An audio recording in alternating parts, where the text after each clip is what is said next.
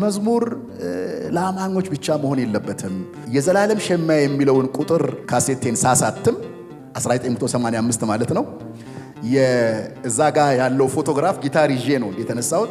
እሷ ያነሳችው ፎቶግራፍ ነው። What amazing. Praise God.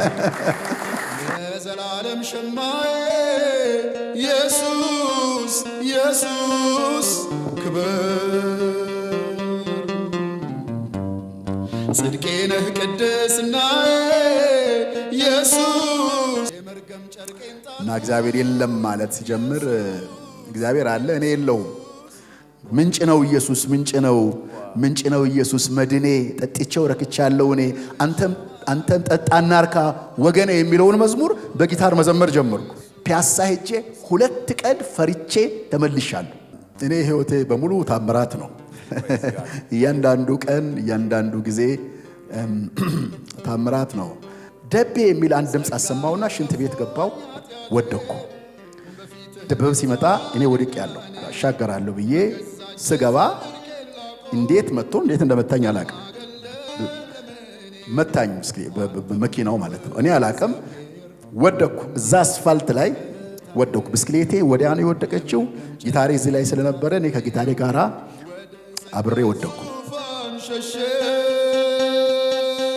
በውጭ ያሉ ሰዎች ደስተኞች ሊመስሉ ይችላሉ። አለ ክርስቶስ የሆኑ ሰዎች ደስተኞች አይደሉም። ደስታ ከክርስቶስ ውጭ የለም። ደስታን ለማግኘት ወደ ብዙ እርኩሰትና አመጽ ጥግ ይሄዳሉ እና እንደኛ የሰላም እንቅልፍ የሚተኙ እንዳይመስላችሁ። ስለሚስቁ ስለሚደሰቱ ብዙ ነገር ስላላቸው ደስተኞች ረሃብተኞች ናቸው። ራሱን ቀድሷል ስለኔ በእርሱ ውስጥ ተሸሽጋ ነፍሴ ዳነች ከኩነኔ እኔስ ኢየሱስ። እስቲ ዛሬ ራስህን አስተዋውቀን፣ ስለ ቤተሰብህ ጥቂት ንገረን። ጌታን መቼ ተቀበልክ? ቀድሚያ ይህን ጥያቄ ለጋሽ ገዝዬ አቀርባለሁ። ቴንኪዩ። እሺ፣ ስለ ተሰጠኝ እድል አመሰግናለሁ። እግዚአብሔር የተመሰገነ ይሁን። ጌታን ያገኘሁት የዛሬ 49 ዓመት ነው። 1969 ዓመተ ምህረት እንደምትገምቱት በጣም ወጣት ነበርኩኝ። አምላክ የለሽም ነበርኩኝ። የኛን ጊዜ ምድሪቱ በኮሙኒዝም መንፈስ የተወረረችበት ዘመን ነበርና ወጣቶችን ይሰብኩን ነበር። እምነትን የፈጠሩት እግዚአብሔርን የፈጠሩት ጨቋኞች ናቸው፣ ፊውዳሎች ናቸው፣ ሰውን ረግጦ ለመግዛት እንጂ እግዚአብሔር የለም፣ ምንም የለም፣ ማተር ነው፣ ቁሳካል ነው ቀዳሚ የሚል ስብከት በልጅነት አእምሮ የሰማሁና እና ባጠገቤም የማያቸውን አንዳንድ ነገሮች አይቼ በቃ ለካ ገሌ ሃይማኖተኛ የሆነው ለዚህ ነው እያልኩኝ አምላክ የለሽ ሆንኩ ማለት ነው። ብዙ ሳይገባኝ ፍልስፍና ጎብቶኝ ነው ማለት አይደለም። ዝም ብዬ እግዚአብሔር የለም ማለት ጀመርኩ እና እግዚአብሔር የለም ማለት ሲጀምር እግዚአብሔር አለ እኔ የለውም ማለት ለካ እግዚአብሔር አለ ብሎ ማሰብ ራሱ የሚፈጥረው ነገር አለ እና እግዚአብሔር አለ ማለት ብሎ ማሰብ ለካ እግዚአብሔር የለም ስል ማአት ጥያቄ በውስጤ መምጣት ጀመረ። ታዲያ ከየት መጣው? ለምን እኖራለሁ? መጨረሻዬስ ምንድነው? ኋላ ስማር እነዚህም እንዲያውም መሰረታዊ የፍልስፍና ጥያቄዎች ይባላሉ። እኔ ግን ይሄንን አላቅም። ግን ውስጤ መጣው ታዲያ እግዚአብሔር ከሌለ ከየት መጣው? ለምን እኖራለሁ? መጨረሻዬስ ምንድነው? ሰው ኖሮ ሞት ነው መጨረሻው። ታዲያ መጨረሻው ሞት ከሆነ መኖር ምን ትርጉም አለው? እና እንደዚህ አይነት ጥያቄዎች ነው ውስጤ የመጡትና ብዙ ግራ ተጋባው። እግዚአብሔር የለም ማለቴ ብዙ ጥያቄ እንዳነሳ አደረገኝ። በዚህ መካከል ያለው አጎቴ እናቴ ትንሽ ወንድም የዛን ጊዜ ዲላ ከተማ ውስጥ ነበር የምኖረው፣ የቀድሞው የሲዳሞ ክፍለ ሀገር እና ጌታን አገኘ። እሱ ጌታን አግኝቶ ስለ ጌታ ነገረኝ። ሲነግረኝ እኔ የማምነው በሚጨበጥ ነገር ነው፣ በሚዳሰስ ነገር ነው። እግዚአብሔር ካለ አሳየኝ፣ በማይታይ ነገር በማይጨበጥ ነገር አላምንም። ማየት ማመን ነው አልኩት እና እግዚአብሔር ጥበብ ሰጠው። እሱ እኔ ይሄንን ልመልስልህ አልችልም፣ ይሄንን የሚነግሩ ሰዎች ያሉበት ቦታ እንዲህ የሚባል ቦታ ኮንፈረንስ አለ እና እዛ ትሄዳለህ አለኝ። በልጅነት አእምሮዬ ኮንፈረንስ የሚለውን ቃል ስሰማ መጀመሪያዬ ነው። የጠቀሰልኝ ስምም ደግሞ የሆነች የገጠር ከተማ ስም ነው እና አንድ ላይ የሆነ ሳይንቲስቶች ያሉበት፣ ፈረንጆች ያሉበት፣ የተማሩ ሰዎች ያሉበት ጉባኤ ነው ብዬ በአእምሮዬ ሳልኩ በቃ አፋጥጣቸዋለሁ። የታል እግዚአብሔር አሳዩኝ ይላለሁ።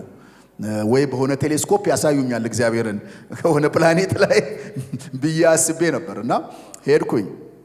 ሲሄድ ከዛ ከዲላ ከተማ የ2 ሰዓት መንገድ ነው ሄድ ነው በአውቶቡስ ምናምን ከዛ ገጠር መንገድ ነው ሄድ ነው። ጭቃ ነው፣ ክረምት ነው። የገጠር መንገድ አለታ ወንዶ ከሚባል ከተማ ወደ ውስጥ ማለት ነው። ሄድንና እንዴ የተማሩ ሰዎች ፈረንጆች፣ ነጮች ወደዚህ ይመጣሉ እዚህ ገጠር መንገድ እያልኩኝ ሄድኩ። ሲሄድ በጣም ትንሽ የሳር ቤት ውስጥ የዛን ጊዜ ታውቃላችሁ ቸርቾች ዝግ ናቸው በአብዛኛው እና ሰው የከተማው ሰው ገጠር እየሄደ ነው ግን ቦታዋ ትንሽ ነች፣ ሰዎቹም ጥቂት ናቸው እና የገጠር ሰዎች ናቸው እዛ ያሉት እና ለኔ እግዚአብሔር የሚነግሩኝ እነዚህ ምስኪኖች ናቸው ብዬ አጭበረበረኝ አጎቴ ብዬ በጣም ተበሳጨው ማለት ነው። ነገር ግን እዛው ያለው ገና ወደዚች ወደ ትንሿ ጉባኤ ወደ ትንሿ በሳር ቤት የተሰራች አዳራሽ ሳልገባ የሰዎቹ ፊት ላይ የሚነበብ ነገር አለ። እንደኔ ግራ የገባቸው ሰዎች እንዳይደሉ ፊታቸው ላይ ያሳውቃል። ለምን እንደሚኖሩ፣ ከየት እንደመጡ፣ ለምን እንደሚኖሩ፣ ወዴት እንደሚሄዱ እንደሚያውቁ ፊታቸው ይመሰክራል። ፊታቸው ያበራል እነዚህ ሰዎች። ከዛ እውነት ደስ ብሏቸው ከዛ ይተቃቀፋሉ፣ ይስቃሉ፣ ሰላም ይባባላሉ። እውነተኛ ደስታ ፊታቸው ላይ አለ። እኔ ውስጥ የለም። እኔ ውስጥ ምድረ በዳ ነው ውስጤ። እውነታቸውን ነው፣ ይዋደዳሉ ያልኩኝ ወደ ጉባኤ ገባው። በአማርኛና በሲዳምኛ ቋንቋ ስብከቱና ዝማሬው ይካሄዳል። ምን እንደተፈጠረ እኔ አላቅም። ፈጽሞ ተለወጥኩኝ። እግዚአብሔር ለእግዚአብሔር ክብር አምጡ። እግዚአብሔር የተባረከ መነካት ሆነልኝ።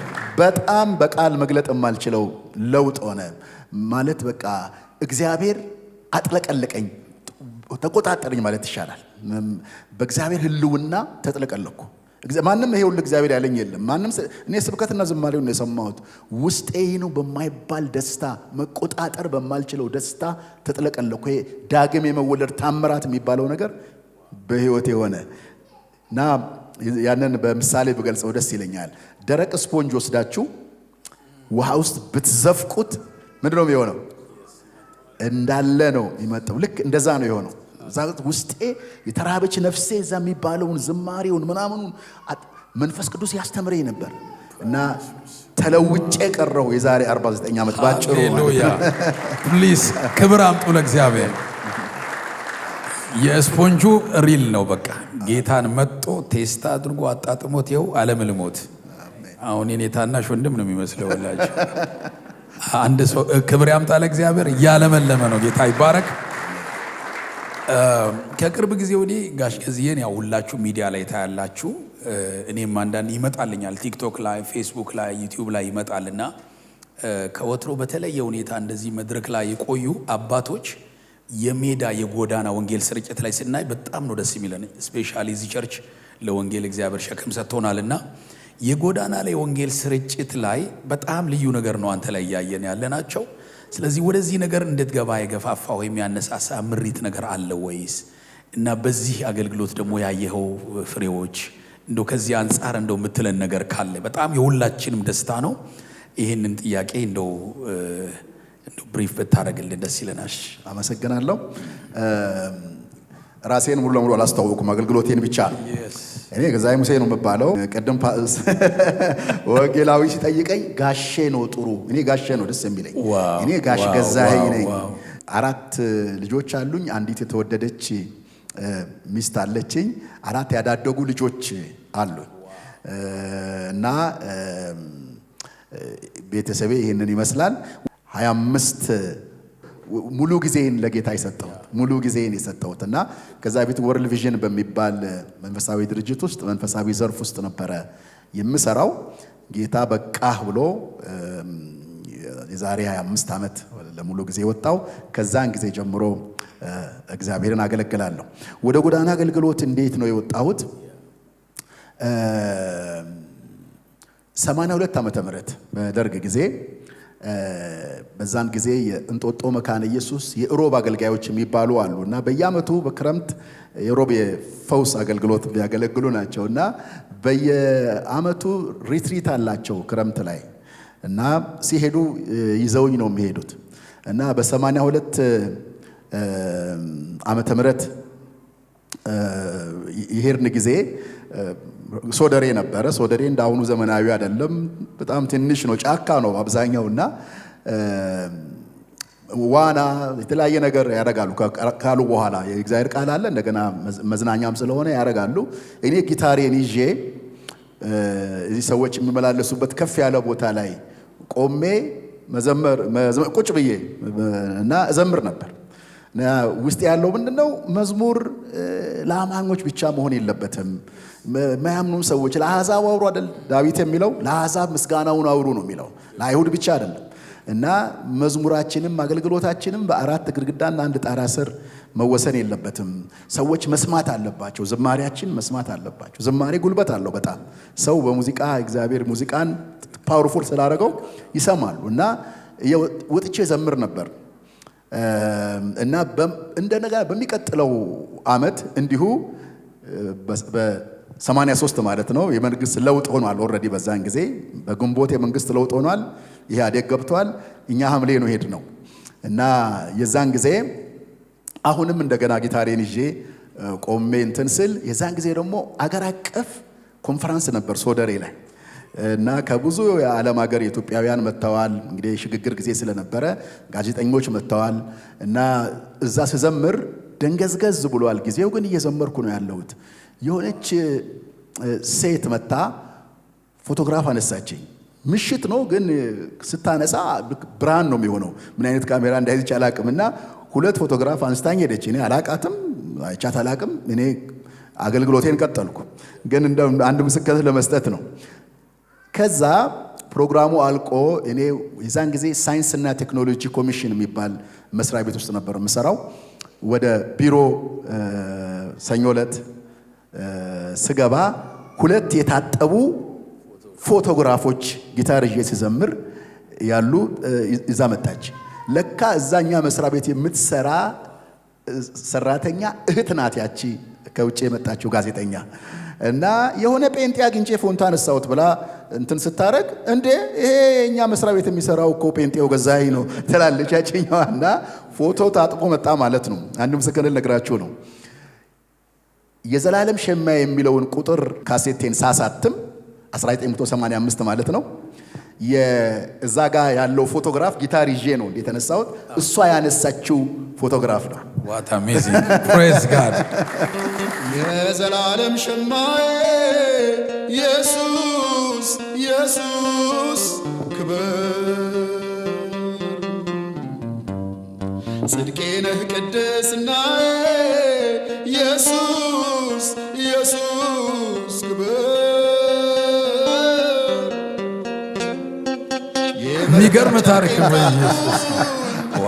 እና ጎዳና አገልግሎት ድሮም ጀምሮ ውስጤ ነበረ እና ወጥቶ መሄድ የሚለው በጣም ወጥቼ ለመሄድ አለው፣ ግን እፈራለሁ። ሰው ምን ይለኛል? የሽማግሌ ደግሞ ምን ፈልጎ ነው? እኔ እንደው ከውጭ ካሉት ይልቅ እንደው የኛውኑ ሰው ነው የፈራሁት። ምን አርፎ አይቀመጥም እንዴ ደግሞ በዚህ ዕድሜ ምናምን ይላሉ። ሰበብ ያለው እኛው አካባቢ እና ግን ግፊቱ በዛ። ሌላ አሁን ጊዜ ስለማይበቃ እንደው አልዘረዝርም። አንድ ነገር ብቻ ልናገር። ሜክሲኮ የሆነ ልብስ ሙሉ ልብስ ሲገዛ የሚያስተካክሉ ደንበኞች ነበሩኝ እና እነሱ ጋር ሄጄ ሳወራ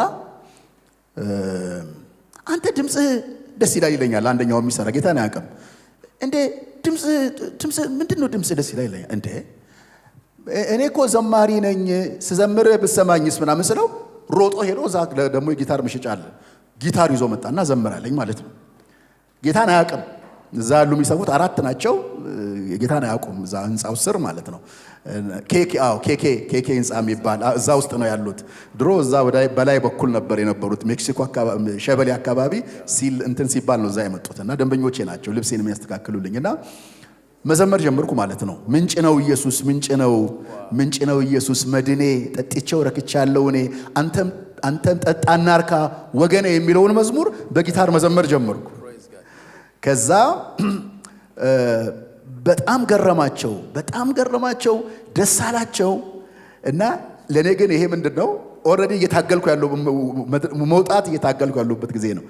እግዚአብሔር በቃ ምስክር አድርጎ እነዚህ ሰዎች በግድ ጊታር አምጥቶ ጌታን የማያውቅ ሰው ዘምር ብሎኝ የበለጠ የተገፋው መጣው እና አንድ ቀን የመጨረሻውን ልናገር ኮቪድ ከመምጣቱ ጥቂት ቀደም ብሎ ነው 2019 በፈረንጅ በእኛ ስንት ነበር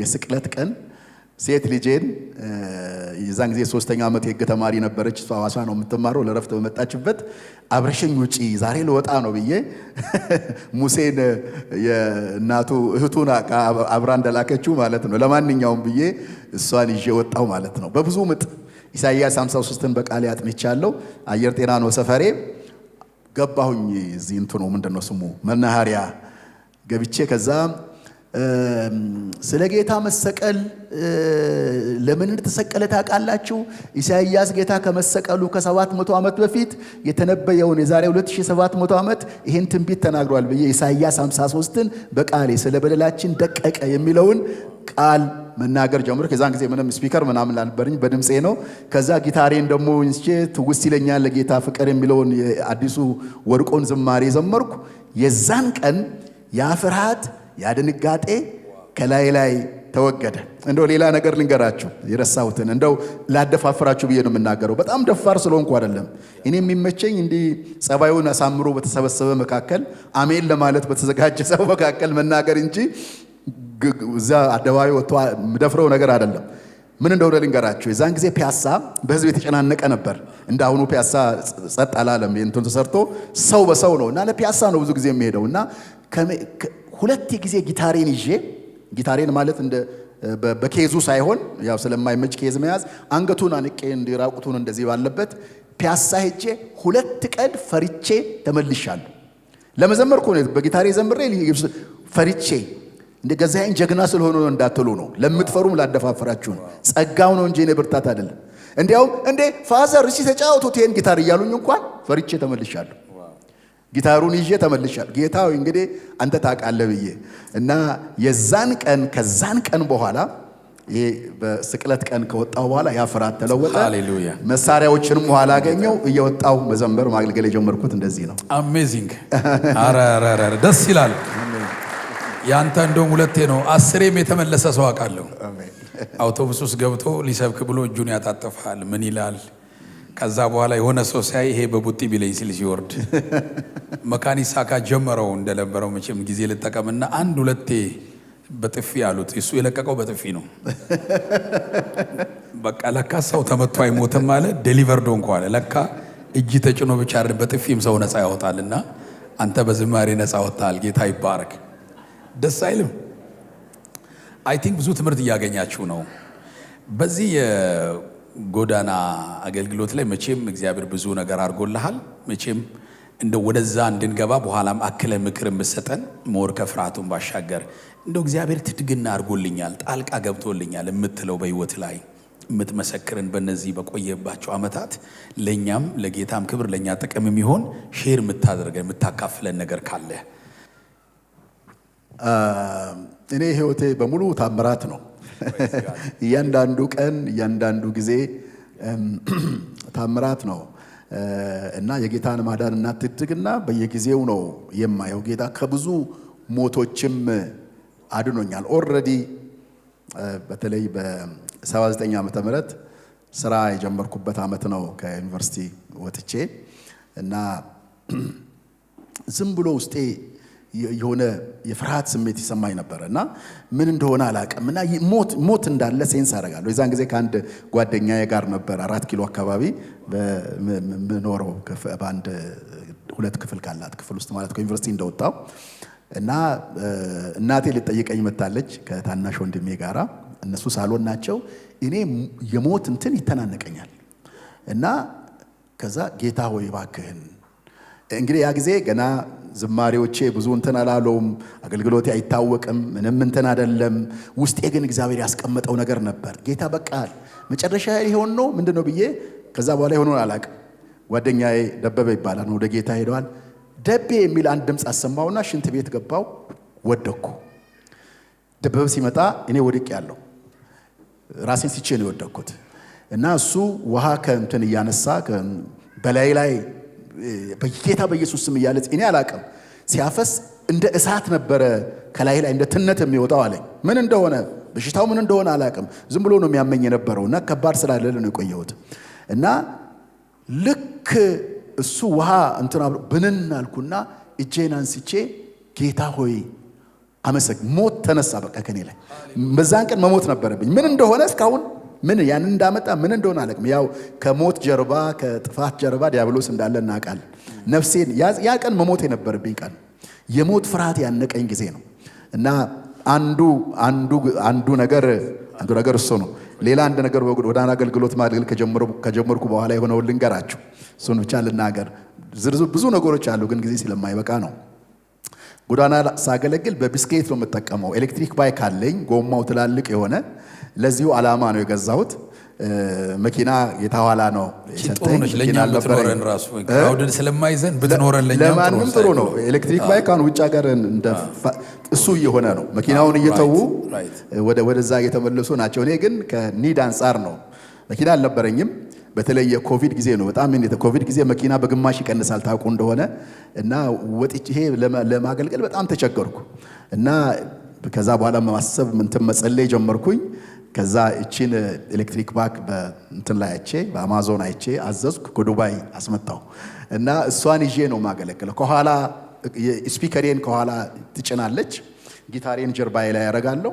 በዛ ብስክሌት ሄጄ ነው። ምክንያቱም ትራፊክ አይጠይቃችሁም። የትም ቦታ አቆማችሁ እንትን ማለት ይቻላችሁ። ጥግ ላይ አቆማለሁ። ስፒከሬን እዛው ላይ ፑልፒቴም ነች፣ ትራንስፖርቴም ነች ብስክሌቴ ማለት ነው። እዛ ላይ አድርጌ ነው ማገለግለው። እና አንዴ ጳውሎስ አካባቢ አገልግዬ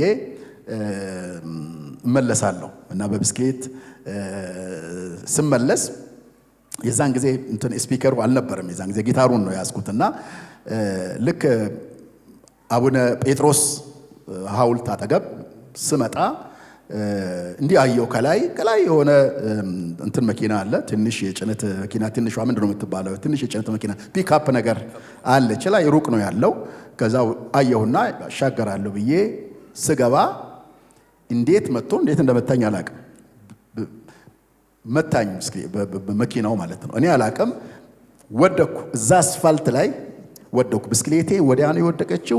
ጊታሬ እዚህ ላይ ስለነበረ እኔ ከጊታሬ ጋራ አብሬ ወደኩ እና ከዛ ብድግ አልኩኝ። ሰዎች ደንግጠው ከበቡኝ ማለት ነው።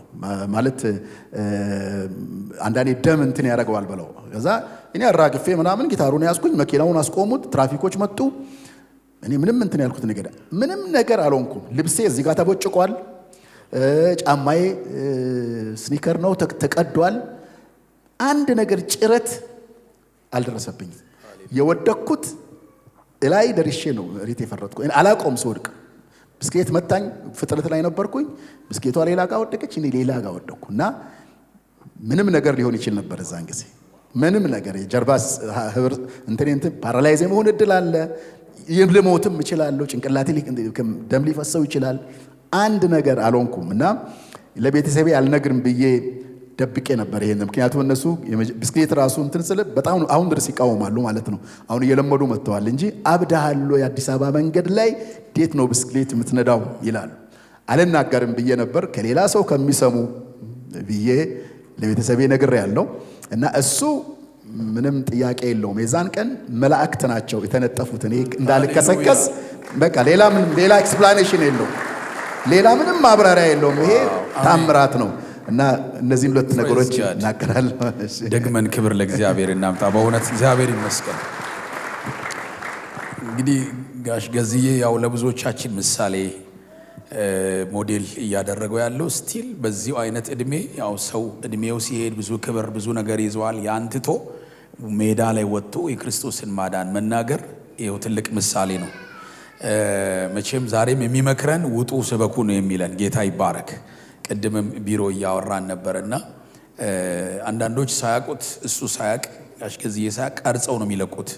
እሱ ምንም ኤዲት አድርጎ ምንም አድርጎ የሚለቀው አይደለምና በእርግጥ አሁንም እግዚአብሔር በሱ ላይ በክብሩ ይገለጣል። የመጨረሻ ለዚህ ዘመን እንግዲህ ቅዱሳን እንደ ቆየ የእግዚአብሔርን ነገር እንዳየ ሰው የምትመክረን ምክር የምትለን ነገር ካለ ልንሰማ በጣም በደስታ ፈቃደኞች ነን። የመጨረሻውን ጥያቄ ይሄን ብለን ጌታ ይባረክ የምትለን ለዚህ ዘመን ትውልድ እንደው ምክርን እንፈልጋለን። እሺ የምናገረው ከዚህ ከርዕሳችን አንጻር አትፍሩ ልላችሁ ነው። አሜን። በተለይ ወንጌል ለመስበክ ስትወጡ አትፍሩ። እኔ ፈሪው እኔ ቆሜ መናገር ከቻልኩ ስንት ቀን ጊታር ይዤ ባዶ እጄን ምንም ሳልል የተመለስኩት ሰው ቆሚያ። ይሄን ምላችሁ ጸጋው ነው፣ ጸጋው ነው። አሁንም እስክቆም ድረስ ልክ አፌን ስከፍት ግን ጸጋ አለ። ጸጋ የሚሰጠው እዚህ ሆነን አይደለም፣ እዛው ቦታ ላይ ፊልዱ ላይ ነው፣ መስኩሪያ ስትወጡ ነው። እና የምትፈሩ ሰዎች ካላችሁ እንዲያርጉ። ሁላችንም ስፒከር ይዘን ላንል እንችላለን። ዋን ቱ ዋን መመስከር ይቻላል። ብዙ አይነት ነገር አለ። ጌታ ያደረገልንን መናገር ነው። አንድ ነገር ብቻ ልንገራችሁ። ሁለተኛ ነገሥት 7 ላይ ስለ 4 ለምጻሞች ይናገራል። ታሪኩን ታውቃላችሁ። ሰማሪያ ተከባ ነበር በጠላትና ከፍተኛ ረሃብ ነበረ። ከፍተኛ ረሃብ ነበር። የሚበላ ነገር ጭንቅ ነበረ እና ሰዎች ልጆቻቸውን እስኪበሉ ድረስ አሰቃቂ የሆነ ረሃብ ነበር እና እነዚህ ለምጻሞች ደግሞ ኖርማሊ ከተማ ከሰው ጋር መኖር ስለማይፈቀድላቸው በአይሁድ እምነት መሰረት ከከተማ ጥግ ላይ ነበር የሚኖሩት እና ረሃብ ሲጸናባቸው ተነጋገሩ። እዚህም ብንቆይ መሞታችን ነው፣ ወደ ከተማ ብንሄድም ሞት ነው እዛም ያለው። ለምን ወደ እነዚህ ወደ ሶርያውያን ሰፈር አንሄድም? ከተማውን ከበው የሚያስጨንቁት ጠላቶች ጋር ማለት ነው። በሕይወት ቢያኖሩን እንኖራለን፣ ቢገሉንም ሞት እንደው አይቀርልንም። እንሂድ ተባብለው ተመካክረው ይሄዳሉ። ሲሄዱ ሲጠጉ ጭር ያለ ነው እና እንደደረሱ መጀመሪያ የሆነ ድንኳን ውስጥ ገብተው ያገኙትን ምግብ በሉ፣ ያገኙትን ወርቅ ብር ምናምን ሰበሰቡና ሌላ ቦታ ደግሞ ሄዱ። በሉ ጠጡና ከዛ ቆም ብለው እንዴ ዛሬ የመልካም ምስራች ቀን ነው፣ እኛ ግን ዝም ብለናል። እስከ ነገ ዝም ብንል በደለኞች እንሆናለን። ታዲያ ምን እናድርግ? ሄደን ለተራበው የሰማርያ ሕዝብ ይህንን እናገር። ምክንያቱም ሲያዩ ሰራዊቱ የለም፣ እግዚአብሔር ድምፅ አሰምቶ አባሯቸው እንዳለ ምንም ነገር ሳይዞ ለቀው ነው ሄዱት። ከዛ ሄደው ለከተማ መናገር ጀመሩ። ንጉሡ እንደዚህ አለ፣ መራባችንን ያውቃሉ ሶርያውያን፣ እነዚህን ገዝተውብን ነው በገንዘብ ስንወጣ ከተማችን ሊያቃጥሉ ሊገሉን ነው ብሎ ንጉሡ አላመነም። ስለማንኛውም ሰው ይሄድና ይህ ሲባል ነገሩ እንደሆነው ነው። መተው ያንን አደረጉና እኔ የምለው ይሄንን ነው። በውጭ ያሉ ሰዎች ደስተኞች ሊመስሉ ይችላሉ። አለ ክርስቶስ የሆኑ ሰዎች ደስተኞች አይደሉም። ደስታ ከክርስቶስ ውጭ የለም። ደስታን ለማግኘት ወደ ብዙ እርኩሰትና አመፅ ጥግ ይሄዳሉ። እና እንደኛ የሰላም እንቅልፍ የሚተኙ እንዳይመስላችሁ። ስለሚስቁ ስለሚደሰቱ ብዙ ነገር ስላላቸው ደስተኞች ረሃብተኞች ናቸው። የተራብ ጽድቅን የሚራቡ መልካምን ነገር የቱን ትርጉም የሚራቡ በፍርሃት ውስጥ ያሉ ሰዎች ናቸው። ስለዚህ ለጌታ ለመመስከር እስከ ነገ ብንቆይ በደለኞች እንሆናለን ስለሚል ይህንን እንድታደርጉ አደራላችኋለሁ። ዛሬ ነው የመዳን ቀን። ለኛም የመመስከር ቀን ዛሬ ነው። ነገ የኛ ላይሆን ይችላል። ልንመሰክርለት የምናስበው ሰውም ነገ ላይኖር ይችላል። ስለዚህ ኢየሱስ ያድናል ለማለት እንድትደፋፈሩ አበረታታችኋለሁ። ሌላው የምናገረው ነገር እነሆ ዘመኑ አጭር ነው፣ ቀኑ ቅርብ ነው። ምልክቶች በሙሉ ስለ ጌታ መምጣት የሚናገሩበት ዘመን ስለሆነ የከበረውን ከተዋረደው እየለየን በጸሎት ጌታን በመፍራት እግዚአብሔር ከማይከበርበት መስመር እየወጣን በጽድቅና በቅድስና ልንኖር ይሄንን ልናደርግ እግዚአብሔር ከማይከበርበት ሰፊው መንገድ ላይ ወጥተን በጠባባ በምታስጨንቀዋ መንገድ እንድንሄድ እንድንዘጋጅ ሙሽራው ሊመጣ በደጅ ስለሆነ ይሄንን እናገራለሁ። ጌታ ይባርካችሁ። ዋው ማይ ጋድ። እንግዲህ ብዙ ዘመን ምክር ሰምተናል። ውጡ፣ ስበኩ፣ ጊዜው ቀርቧል፣ ወንጌል ገላጋይ ነው የሚል ድምፅ መስማት በዚህ ዘመን መታደል ነው። እግዚአብሔር ስሙ ይባረክ። ለዚህ በሜዳ ላይ በሚሰርክበት ጊዜ አብረን ነው ለማገልገል ሁሌም እንጓጓለን። በጣም እንወዳለን። በአንተ ውስጥ ያለው ነገር አግኝቶናል። ዛሬ አንድ ነገር አመንኩኝ። ወጥቶ ወንጌልን የመስበክ ግሬስ ዛሬ ተካፍለናል።